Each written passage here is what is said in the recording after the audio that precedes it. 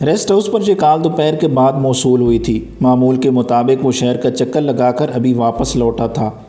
شہر کیا تھا؟ بمشکل 15-20 ہزار کی آبادی تھا۔ ایک چھوٹی سی مارکیٹ، ٹاؤن کمیٹی دفتر اور پولیس اسٹیشن، لیکن اس کی اہمیت لاکھوں کی آبادی والے شہر سے زیادہ تھی۔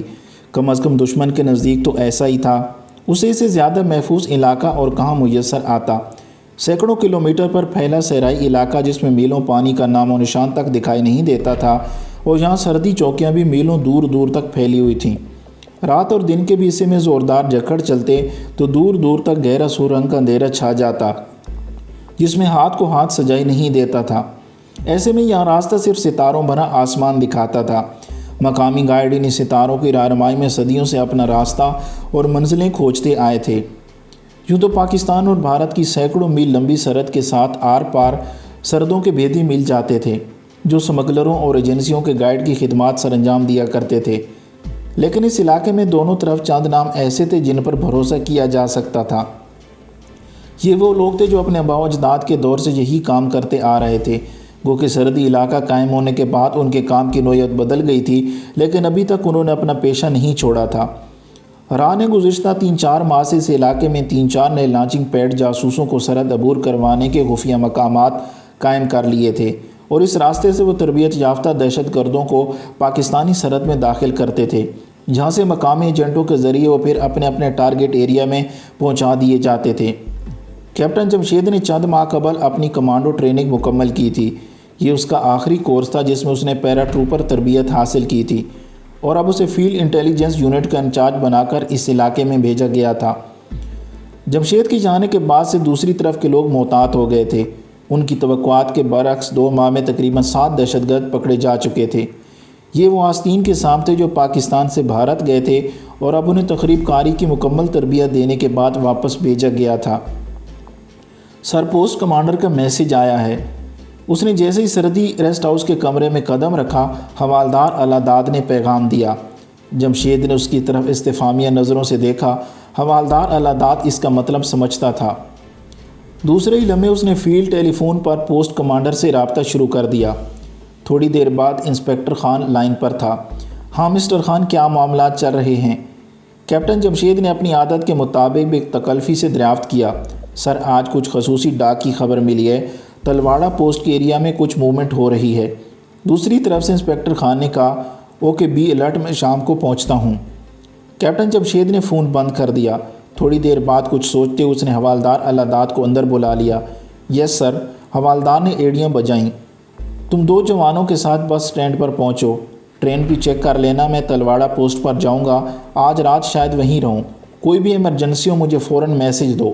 صوبیدار صاحب ادھر ڈیوٹی پر رہیں گے۔ جمشید نے اپنی اگلی پلاننگ اسے بتائی۔ رائٹ سر، حوالدار نے اس بات میں سر ہلایا۔ ابھی نکل جاؤ، بڑی جیپ لے جانا، میرے لیے چھوٹی چھوڑ جاؤ۔ ریڈیو ٹھیک کام کر رہے ہیں نا؟ اس نے حوالدار سے پوچھا، کیونکہ چھوٹی جیپ کے وائرلیس سسٹم میں اگلے روز کچھ خرابی ہوئی تھی۔ ٹھیک ہے سر، کوئی پرابلم تو نہیں ہے، حوالدار نے بتایا۔ All right, be alert, train خود چیک کرنا، پولیس پر نہ چھوڑ دینا۔ تلواڑہ پوسٹ پر مجھے رپورٹ کرو۔ اس نے حوالدار کو جانے کا سگنل دیا۔ حوالدار الاداد اپنے 2 جوانوں کے ساتھ تھوڑی دیر بعد روانہ ہو گیا۔ یہاں شام کو ایک پیسنجر ٹرین آتی تھی جس کو معمول کے مطابق انہوں نے چیک کرنا تھا۔ کیپٹن جمشید نے صوبیدار صاحب کو کچھ ہدایت دیں اور تھوڑی دیر بعد وہ جانے کے لیے تیار ہو گیا تھا۔ اپنے معمول کے مطابق اس نے سویلین کپڑے پہنے ہوئے تھے اور جہاں سے تقریباً 8 کلومیٹر دور اپنی سرحدی پوسٹ تلواڑہ کی طرف جا رہا تھا۔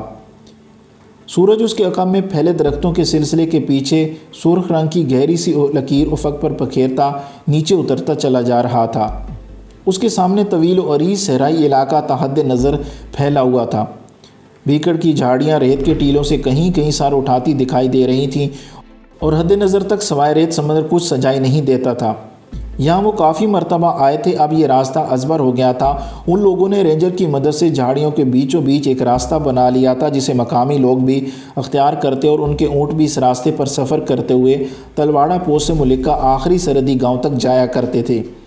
کیپٹن جمشید نے سورج کی روشنیاں ریت پر پڑنے سے پیدا ہونے والی چمک جو کبھی کبھی آنکھوں کو چندیا دیتی سے بچنے کے لیے اپنی آنکھوں پر صحرائی اینک چڑھائی تھی۔ ابھی وہ بمشکل 3-4 کلومیٹر چلا تھا جب اسے سرخ رنگ کا ایک بگولا اپنی طرف منہ پھاڑتے لپکتا دکھائی دیا۔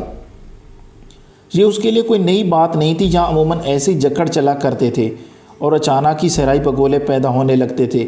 جمشید کو اعتماد تھا کہ اگر وہ آنکھیں بند کر کے بھی چلنا شروع کر دیتا تو یہاں سے اپنی پوسٹ پر بآسانی پہنچ سکتا تھا۔ اس نے جیپ کا گیئر بدل کر اس کی رفتار کچھ کم اور انجن کی طاقت بڑھائی، لیکن جلدی اسے احساس ہو گیا کہ یہ معمول کا صحرائی جکڑ نہیں تھا، لیکن جیپ میں بیٹھے اسے یوں لگتا تھا جیسے ابھی وہ ہوا میں اڑا ہوا آسمان پر پہنچ جائے گا۔ ریت سے بھری تند و تیز ہوائیں چنگاڑتی ہوئی جیپ کے ٹائروں اور باڈی سے رگڑ لگا کر ایسی آوازیں پیدا کر رہی تھی جیسے آرٹلری کا کوئی کانوائے چل رہا ہو۔ 3-4 منٹ تک وہ جیپ چلاتا رہا، لیکن اب اس کے سامنے ریت کی ایک چادر سی تن گئی تھی۔ جمشید نے ہیڈ لائٹس روشن کر لیں، لیکن یہ ہیڈ لائٹس اب کارآمد نہیں رہی تھیں۔ ایک ٹیلے کے نزدیک اس نے جیپ روک لی۔ انجن سٹارٹ تھا اور وہ یہ سوچ رہا تھا کہ آگے پوسٹ کی طرف جائے جب وہ ایسے ہی ریسٹ ہاؤس لوٹ جائے اور اس طوفان کے گزر جانے کے بعد اپنے سفر کا آغاز کرے۔ اس کے دل و دماغ ایک ہی فیصلے پر متفق تھے کہ وہ آگے جائے۔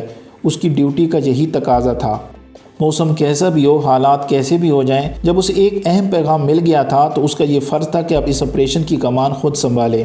اس نے اپنے رینجرز پر بے حد اعتماد تھا، لیکن اس نے محسوس کیا تھا کہ کیپٹن جمشید کی کمان میں کوئی بھی سرچ آپریشن کرنے میں فخر محسوس کرتے تھے اور پوسٹ پر اس کی موجودگی عموماً خوشگوار تبدیلی کا باعث بنا کرتی تھی۔ یہ سوچتے ہوئے اس نے دوبارہ ایکسیلیٹر پر اپنا دباؤ بڑھا دیا۔ تھوڑی دیر بعد اسے یوں لگا جیسے جیپ ریتلی زمین سے اچانک دلدل میں اتر گئی ہو۔ اس کو جیپ کے ٹائر ریت میں دھنستے ہوئے محسوس ہونے لگے تھے۔ اسے اندازہ تھا کہ تیز ہوا کے طوفان سے جو تازہ ریت اڑ کر جا رہی تھی وہ اس راستے پر بھی ریت کی نئی تہہ بچھائے جا رہی تھی، اور یہی سبب تھا جیپ کے ٹائروں کے دھنسنے کا احساس ہونے لگا۔ کیپٹن جمشید نے اب 4 وہیل گیئر لگا لیا تھا۔ اس گیئر میں وہ کم رفتار سے چل سکتا تھا، لیکن اب اسے ڈرائیونگ میں کچھ خاص دشواری پیش نہیں آ رہی تھی کیونکہ انجن اپنی پوری طاقت کے ساتھ چل رہا تھا۔ اچانک ہی جیپ کو جھٹکے لگنے شروع ہو گئے۔ طوفانی ہواؤں کے ساتھ آنے والی ریت نے دراصل اس کے ریڈیٹر میں ضرورت سے زیادہ ہی جگہ بنا لی تھی۔ جیپ کسی نہ کسی طرح بار بار سٹارٹ کرنے اور بند ہونے کے عمل سے گزارتا 2 کلومیٹر تک لے آیا تھا۔ اپنی جیپ کے سپیڈو میٹر کے مطابق وہ پوسٹ سے بمشکل 1 کلومیٹر دور رہ گیا تھا۔ اچانک ہی جیپ کو زوردار دھچکا لگا اور انجن نے کام بند کر دیا۔ اس لمحے طوفان میں وہ جیپ کا یونٹ اٹھا کر انجن کی خرابی دیکھنے کا خطرہ مول نہیں لے سکتا تھا۔ اس نے کچھ سوچتے ہوئے وائرلیس ریڈیو آن کیا اور تھوڑی دیر بعد اس کا رابطہ کمپنی ہیڈ کوارٹر سے ہو گیا۔ کیپٹن جمشید نے اپنی صورتحال بتا کر آگاہ کیا تھا کہ وہ پیدل پوسٹ کی طرف آ رہا ہے۔ اوکے سر، اگر آپ حکم دیں تو اونٹ سوار ادھر روانہ کر دیں، دوسری طرف سے پوچھا گیا۔ نو ریس اوکے۔ اس نے وائرلیس آف کی اور جیپ کے ڈیش بورڈ میں رکھا پستول ہولسٹر سمیت اپنی کمر سے باندھ لیا۔ جیپ سے اس نے ٹارچ اٹھا لی تھی اور پانی کی بوتل اپنے کندھے پر ڈالنے سے پہلے اس میں سے پانی کے ایک بڑا گھونٹ بھی بھر لیا تھا۔ جیپ کے خراب ہونے پر اسے احساس ہوا کہ اس نے زندگی میں سب سے زیادہ عقل مندی کا مظاہرہ کیا ہے اور صحرائی اینک لگا لی، ورنہ جو ریت اس کے کانوں اور بالوں میں گھسی ہوئی تھی اور اب ناک کے راستے حلق میں اترنے کے لیے پر توڑ رہی تھی، اس کی آنکھوں کو بھی اندھا کر دیتی۔ اب اس نے ڈھنگ سے زمین پر قدم رکھی تھے جب اسے احساس ہوا کہ زمین سے قدم اکھڑ رہے ہیں، لیکن اپنے ارادوں کی طرح مضبوط قدم رکھ کر وہ پوسٹ کی طرف بڑھتا چلا گیا۔ 15-20 منٹ تک اس طرح چلنے کے بعد کیپٹن جمشید کو احساس ہوا کہ جیسے اس نے راستہ کھو دیا ہے۔ اس نے ٹارچ روشن کر کے زمین پر روشنی ڈالی تو اندازہ ہوا کہ یہ وہ راستہ نہیں جس پر چل کر تلواڑہ پوسٹ کی طرف جایا جاتا ہے۔ صحرائی طوفان میں سفر کا یہ اس کا پہلا تجربہ تھا۔ وہ اپنی جگہ پر بیٹھ کے اور گھٹنوں میں سر دے کر سوچنے لگا اب کیا کیا جائے۔ اپنے آگے پیچھے دائیں بائیں اسے 15-20 گز کے بعد کچھ دکھائی دے رہا تھا۔ اس کی چاروں طرف ریت کا صحرا تھا یا پھر چاروں طرف چیختی چنگھاڑتی طوفانی ہوائیں جو اب اس کے بدن پر اس طرح جھانپڑ مار رہی تھیں جیسے سمندری طوفان کی لہریں بھنور میں پھنسے ہوئے جہاز پر مارا کرتی ہیں۔ جمشید کو آس ضرور تھی کہ وہ ابھی تک اپنی سمت میں سیدھا ہی چلا ہے۔ 10-12 منٹ اس نے اسی طرح بیٹھے بیٹھے گزار دیے۔ پھر اچانک ہی اسے احساس ہونے لگا کہ وہ بزدل ہو گیا ہے۔ پھر اس طرح بیٹھنے کی بھی کوئی وجہ دکھائی نہیں دے رہی تھی۔ اب وہ پھر ایک مقسمے میں پھنس گیا تھا۔ دماغ کہتا کہ واپس لوٹ جا اور جیپ کو تلاش کر کے اس میں موجود وائرلیس کے رابطے مدد طلب کرے، جبکہ اس کا دل اسے خلاف مردانگی گردان کر تقاضا کر رہا تھا کہ اپنا سفر پوسٹ کی طرف جاری رکھے، کہیں دیر نہ ہو جائے۔ یہ سوچ کر اٹھا اور چلنا شروع کر دیا۔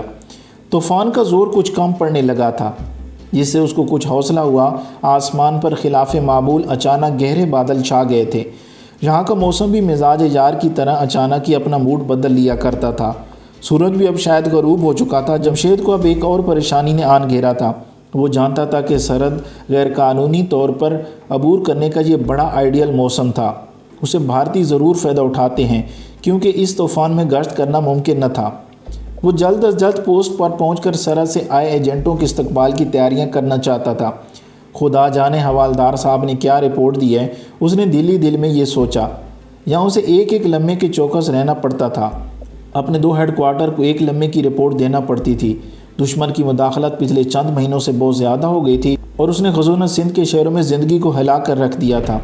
گھڑی کی طرف دیکھنے سے اسے اندازہ ہوا کہ جیپ سے نکلے اسے قریباً 1 گھنٹہ ہو گیا تھا۔ طوفان اب قریباً تھم چکا تھا۔ آسمان پر بادل سیاہ گہرے ہو رہے تھے۔ کچھ سوچتے ہوئے کیپٹن جمشید نے اپنے معمول کے مطابق پوسٹ کی طرف رخ کر کے 3-4 مرتبہ ٹارچ کو جلایا بجھایا، پھر اس کا رخ آسمان کی طرف کر کے بھی جلاتا بجھاتا رہا۔ اس طرح پوسٹ والوں کو اپنی موجودگی اور پوزیشن کا سگنل دے رہا تھا۔ اسے آس تھی کہ اس طرف آنے والی کوئی پیٹرولنگ پارٹی چند منٹ میں اس کے نزدیک پہنچ جائے گی، اور ایسا ہی ہوا۔ واقعہ چند منٹ بعد اسے ایک جیپ کی ہیڈ لائٹس اپنی طرف آتی دکھائی دیں۔